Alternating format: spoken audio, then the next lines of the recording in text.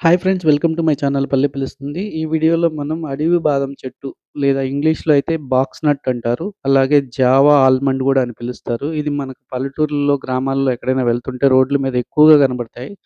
అంతేగాకుండా ఈ చెట్లు ఎక్కడైతే కోతకు గురవుతాయో అక్కడ ఫారెస్ట్ డిపార్ట్‌మెంట్ వాళ్ళు అఫారెస్టేషన్ అండ్ గ్రీన్ ప్రాజెక్ట్ కింద ఈ గింజల్ని సేకరించి వాటి నుంచి ప్లాంట్స్ గ్రో చేసి నాటిస్తారనమాట. ఎందుకంటే భూమి కోత కాకుండా కాపాడుతుంది. తక్కువ నీటితో పెరగగలిగే చెట్టు, ఎండ తాకిడికి తట్టుకోగలిగే చెట్టు. అంతేగాకుండా చాలా ఎత్తు పెరుగుతుంది ఈ చెట్టు.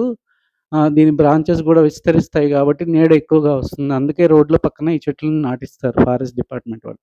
అంతేగాకుండా ఈ గింజల్లో చాలా హెల్త్ బెనిఫిట్స్ ఉన్నాయి. వీటిని తినొచ్చు. మనం వీటిని తినాలంటే ముందు ఏయించి గాని లేదా ఉడకబెట్టుకొని మాత్రమే తినాలి. ఎక్కువ క్వాంటిటీ తినకూడదు.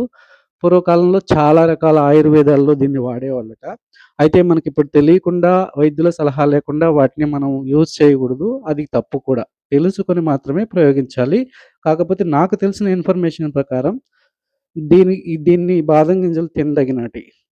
నేను తిన్నాను కూడా బావుంటాయి. మన బాదం గింజల్లాగే అనిపిస్తాయన్నమాట.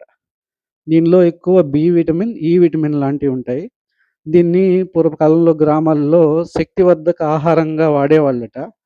బలహీనత, అలసట ఉన్నవాళ్ళు ఈ గింజలు తినేవాళ్ళంట. అంతేగాకుండా మెదడు ఆరోగ్యానికి, శరీర బలానికి, గుండె జబ్బుల నివారణకి, చర్మం పొడి బారకుండా ఉండడానికి ఈ ఆయిల్‌ని పూసుకుంటే శరీరము ఆహ్, అంటే మన చర్మం స్కిన్ అనేది డ్రై అవ్వదనమాట. శరీర పోషణకు కూడా ఇది ఉపయోగపడుతుంది.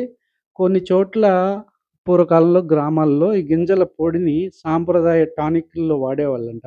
అలాగే ఈ చెట్టు బెరడు ఆకులు లోకల్ వైద్యంలో వాపులు, నొప్పులు తగ్గించడానికి యూజ్ చేసేవాళ్ళు.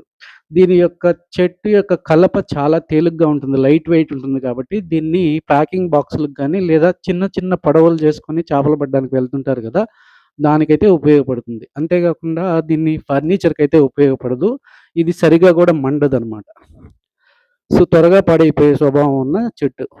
సో, ఐ హోప్ మీకు ఈ వీడియో నచ్చిందనుకుంటున్నాను.